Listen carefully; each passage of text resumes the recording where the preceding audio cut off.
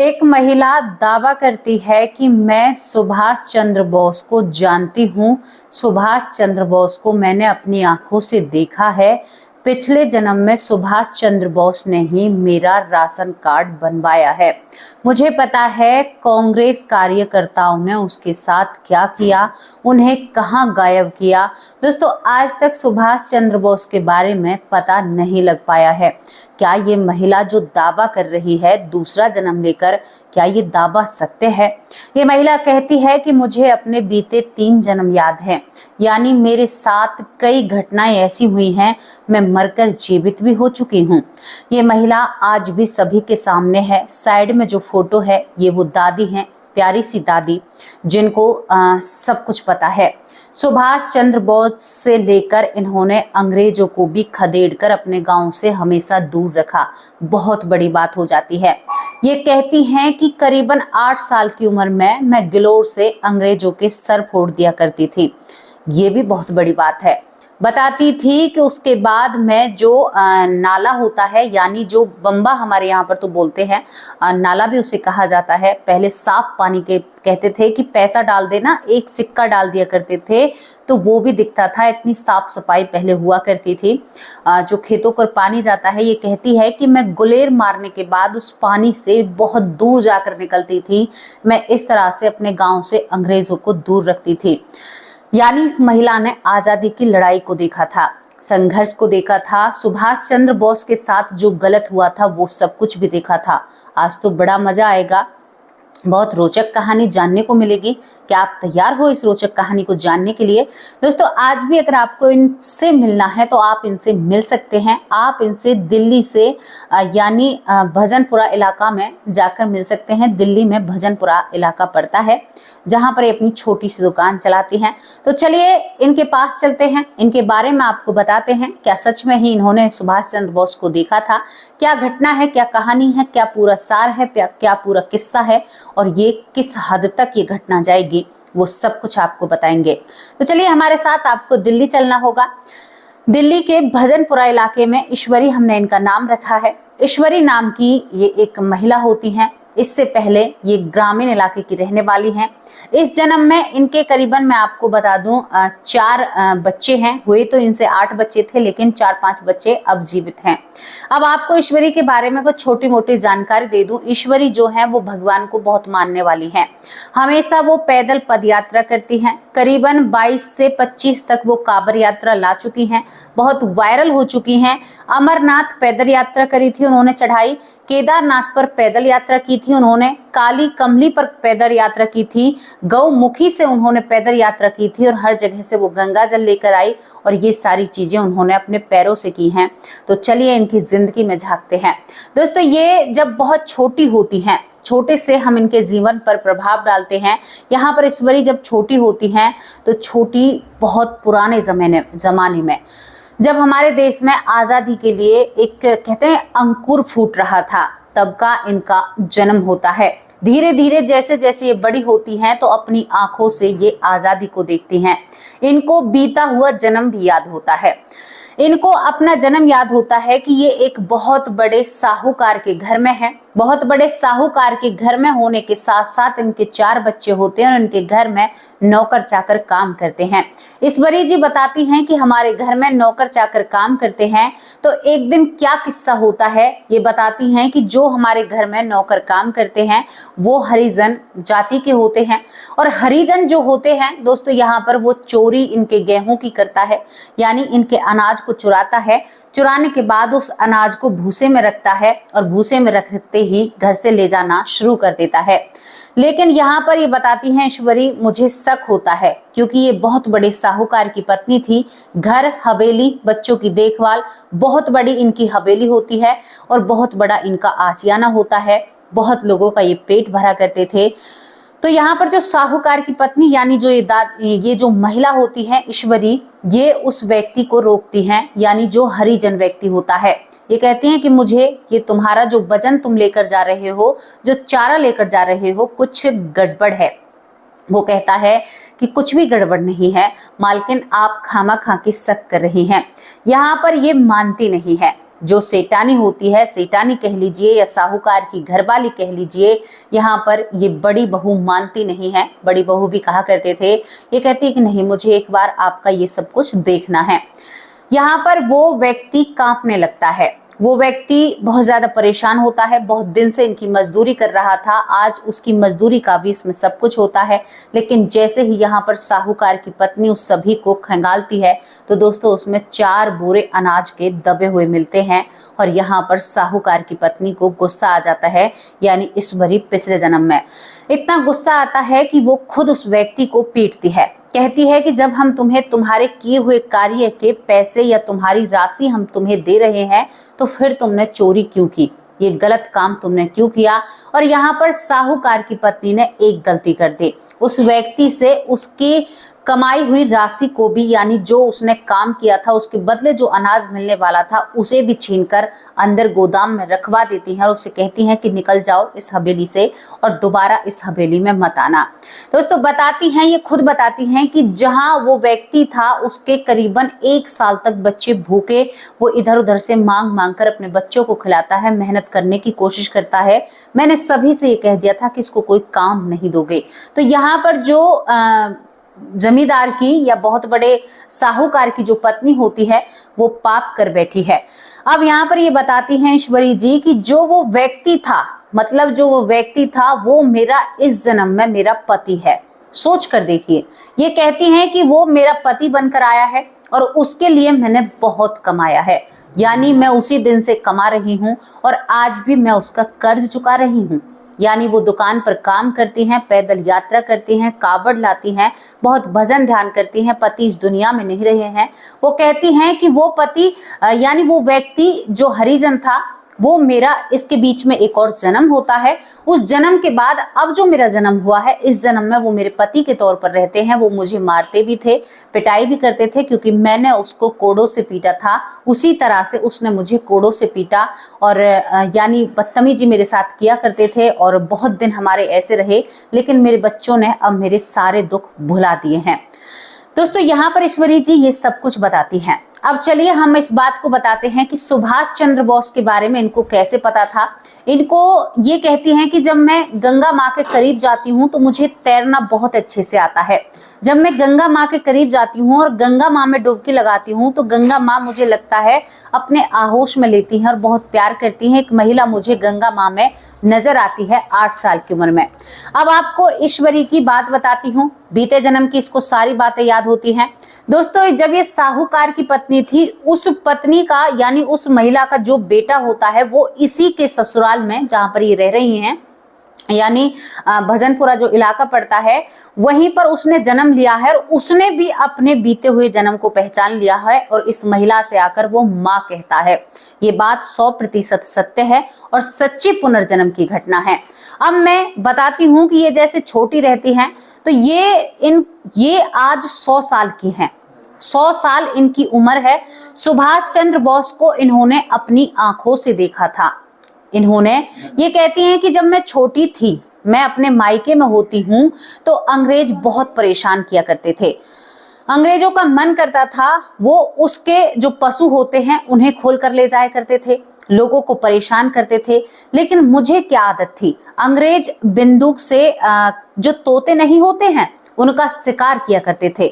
मुझे भी इतनी पैज उन लोगों से हो जाती है कि मैं दुबली पतली और भागने में बहुत तेज हुआ करती थी। आप अपने दिमाग में सोच कर देखिए, आज भी वो दुबली पतली है। मैं जब फोटो लगाऊंगी तो आप समझ जाएंगे। वो कहती है कि मैं भागने में बहुत तेज होती हूँ, इतनी तेज होती हूँ कि जब वो जो तोते होते हैं उन्हें वो मारते हैं गोली से तो मैं उनके सर को फोड़ दिया करती थी गुलेर से। और जब वो हमारे पशुओं को खोलने की कोशिश करते हैं तो मैं गुलेर से उन्हें अंदर आने ही नहीं दिया करती थी और वो अंदाजा नहीं लगा पाते थे कि कहां से गुलेर का निशान आ रहा है। और मैं आज बूढ़ी हो चुकी हूँ, 100 साल से ज्यादा मेरी उम्र हो चुकी है, आज तक भी किसी को नहीं पता कि मैंने कितने अंग्रेजों के सर फोड़े हैं। इसके बाद ये बताती हैं कि मैंने देखा हमारे देश में आजादी का वो दौर जब लोगों के अंदर एक अंकुरित फूटता है। लोग आजादी के नारे लगाते हैं। सबसे ज्यादा भगत सिंह, सुभाष चंद्र बोस और बहुत बड़ी बड़ी हस्तियां यहाँ पर ये भी बताती हैं कि महात्मा गांधी ने तो कुछ किया ही नहीं था, महात्मा गांधी ने कुछ भी नहीं किया था। एक और चीज वो बताती हैं, कहती हैं कि हमारे जो जवान लोग थे जिन्होंने यहाँ पर जो ये सुभाष चंद्र बोस थे, इन्होंने इससे पहले भगत सिंह हुए, सुभाष चंद्र बोस हुए, वो बताती हैं कि वो दीवारों के पीछे रहा करते थे, यानी उनको बार बार पकड़ लिया जाता था, उनके संग बदसलूकी की जाती थी, उनको सलाखों के पीछे ये अंग्रेज पहुंचाते हैं, लेकिन वो इस आग को दबने नहीं देते हैं, यानी आजादी की आग को दबने नहीं देते हैं। ये बताती हैं कि एक चीज जो मैंने अपनी आंखों देखा, जो मेरा हाल है, मैं आपको बताना चाहती हूँ। और आज मैंने एक रिपोर्ट भी पढ़ी, सच में ही मैंने यहाँ पर डॉक्टर अंबेडकर, श्री डॉक्टर अंबेडकर जी, जिनके ऊपर कहते हैं कि उन्होंने इतिहास लिखा है, मैंने उनकी फोटो देखी। जब अंग्रेजों का राज हमारे देश में था तो वो बहुत बड़ी लग्जरी गाड़ी से उतर रहे थे उस जमाने में, जहां पर हमारे जो कहते हैं कि हमारे जो वीर योद्धा या हमारे क्रांतिकारी सलाखों के पीछे मार खा रहे थे, वहां पर ही हमारा जो कहते हैं यानी हमारा जो संविधान लिखने वाला था वो लग्जरी लाइफ जी रहा था। फिर उन्हें तकलीफ या दिक्कत कहां पर थी? दोस्तों देखो, मैं किसी में कोई भ्रम फैलाना नहीं चाहती हूँ, लेकिन मैं आप लोगों को समझाना चाहती हूँ कि समझिए उस बात को, कौन सी बात कहां पर है। इस टॉपिक पर मैं एक बहुत बड़ी वीडियो लेकर आने वाली हूँ, पूरी सर्च करके आप सभी लोगों को बताऊंगी कि ऐसा कैसे हुआ। आजादी की लड़ाई जिन लोगों ने लड़ी वो लोग आज जीवित नहीं हैं, और जिन्होंने नहीं लड़ी उन्होंने अपने हाथों में सत्ता ले ली और इस देश को अपने तरीके से नचाया। मैं आपसे पूछना चाहती हूँ, धर्म के नाम पर हमारे देश का बंटवारा हुआ, माना धर्म के नाम पर हुआ था, पाकिस्तान धर्म के नाम पर बना था, आप लोगों को भी पता है। फिर इस देश में ये दोगलापन क्यों किया? किसने किया? कौन कहता है कि महात्मा गांधी राष्ट्रपिता थे? कौन कहता है? इस देश का कोई भी राष्ट्रपिता नहीं है। अपने दिमाग से पहले इस जहर को, इस गलत बात को निकालिए। राष्ट्रपिता इस देश का कोई नहीं है। हाँ, माँ जरूर हो सकती है, भारत माता, लेकिन इस देश का कोई राष्ट्रपिता नहीं हो सकता। इस बात से आप भी वाकिफ हो, क्योंकि सत्ता हाथ में थी। सुभाष चंद्र बोस को गायब कर दिया था, अब बाकी की तो हम ही चलाएंगे जैसे चलेगा। दोस्तों ये टॉपिक, इस महिला ने साफ साफ कहा है कि मेरी उम्र 100 से ज्यादा है। जब मैं योग्य हुई, जब हमारा राशन कार्ड बना, तो सुभाष चंद्र बोस ने हमारा राशन कार्ड बनवाया और मैंने सुभाष चंद्र बोस को साक्षात अपनी आंखों से देखा है। मैंने उन्हें देखा है और ये खबर भी मैंने सुनी है कि सुभाष चंद्र बोस रातों रात गायब हो जाते हैं। कहाँ गायब हो जाते हैं? क्यों गायब हो जाते हैं? अगर सुभाष चंद्र बोस होते तो आज इस देश की काया पलट होती, आज इस देश में बहुत कुछ अलग होता। मैं इस बात पर भी गौर देती हूँ कि हमारे देश में लोग यहाँ पर नाथूराम को आतंकवादी बताते हैं। बहुत बड़ी गलती करते हो तुम, बिल्कुल भी नहीं है। अगर वो फैसला नहीं लेते तो आज हमारी और आपकी परिस्थितियां बहुत गलत होती। देखो, सच का हमेशा डटकर साथ देना चाहिए। कभी भी ये नहीं सोचना चाहिए कि जैसे चल रहा है ठीक है। अगर हम सच की जिम्मेदारी नहीं लेंगे तो फिर कौन लेगा? कौन लेगा?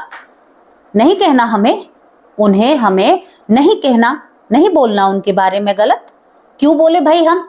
इस चीज का मुझे जवाब दीजिए कि जब हमारे क्रांतिकारी, जब अंग्रेजों से लोहा ले रहे थे, हमारे क्रांतिकारियों को तोप के गोले की जगह पर इस्तेमाल किया जा रहा था, उस समय डॉक्टर भीमराव अंबेडकर कैसे एक लग्जरी लाइफ जी सकते हैं? ये बात थोड़ी सर से परे जाती है। किसी को अगर ये बात बुरी लगी हो तो उसके लिए मैं सॉरी बोलना चाहती हूँ, लेकिन मैं आपको एक हकीकत बता रही हूँ। और ये फोटो बाकायदा उन्हीं लोगों ने साझा की है, उन्हीं लोगों ने शेयर की है जो हमेशा नारे लगाते रहते हैं और शायद इस देश में परिस्थितियों को अलग अस्त व्यस्त करना चाहते हैं। वो लोग जब कहते हैं कि हमारे देश में स्कूल ही नहीं थे, तो फिर बाबा डॉक्टर अंबेडकर को कहां से स्कूलों में बैठने नहीं दिया? हमें गलत इतिहास पढ़ाया गया है। अपने इतिहास को जानिए। ऐसा नहीं था हमारा भारत देश। क्यों ना कहूं मैं इन बातों को? चुभती हैं वो बातें, दुख देती हैं वो बातें, तड़पाती हैं वो बातें कि हमें कैसे गलत इतिहास बताया गया। हमें बताया गया कि भाई यहाँ पर अकबर महान था, जबकि वो महान नहीं था। औरंगजेब ने रातों रात मंदिरों को तोड़कर मस्जिदें खड़ी कर दी, क्या हम उन्हें महान कह सकते हैं? और आज लोग उन्हीं का डंका बजाते हैं। गलत है। जिन लोगों ने गलत किया, पाप किया, आज वो राजनीति में सबसे ऊपर हैं। जिन लोगों ने बहुत बुरा किया, उन्होंने अपनी जिंदगी लग्जरी लाइफ जी, ये सही नहीं है। दोस्तों, हमने यहाँ पर आपको बहुत सारी जानकारी दी। यहाँ पर जो 100 साल की ईश्वरी जी हैं, मैं उनके बारे में आपको बताऊं, वो पैदल यात्रा 25 बार कांवर ला चुकी हैं। यानी 25 बार। आप सोच कर देखिए, 100 साल की उम्र में जहां लोगों से उठना बैठना नहीं होता, वो आज भी कांवर यात्रा करती हैं। क्या है आप लोगों में हिम्मत? ये भगवान की शक्ति होती है। वो पैदल कांवर यात्रा भी करती हैं, अमरनाथ पर वो पैदल चढ़ती हैं, केदारनाथ पर पैदल चलती हैं, यहाँ पर वो काली कमली पर पैदल चलती हैं, जहां पर जो चढ़ाई की चीजें हैं, यहाँ पर गौमुखी से वो गंगा जल लाती हैं। क्या है किसी में हिम्मत? आज तक हम नहीं गए, हमने नहीं देखा, हमारे परिवार में कोई नहीं गया। ये हिम्मत हर किसी में नहीं होती। वो कहती हैं कि मैंने साक्षात अपनी आंखों से सुभाष चंद्र बोस को देखा है। भाई, हमने तो नहीं देखा, हमारे माँ बाप ने भी नहीं देखा, मेरे माँ बाप ने भी नहीं देखा, मेरे यहाँ के माँ बाप ने भी नहीं देखा होगा, जो मेरे ससुराल वाले हैं। लेकिन ये दादी कहती हैं कि मैंने सुभाष चंद्र बोस को देखा। मुझे अपने बीते 2 जन्म याद हैं। एक जन्म का बेटा, जहां मैं साहूकार की पत्नी थी, वहां का बेटा आज मेरे साथ मेरे ही ससुराल में दूसरे मोहल्ले में जन्म लेकर रहता है। और उसने कहा है कि हम ऐसे घर में रहा करते थे, और ये सारी बातें बताता है।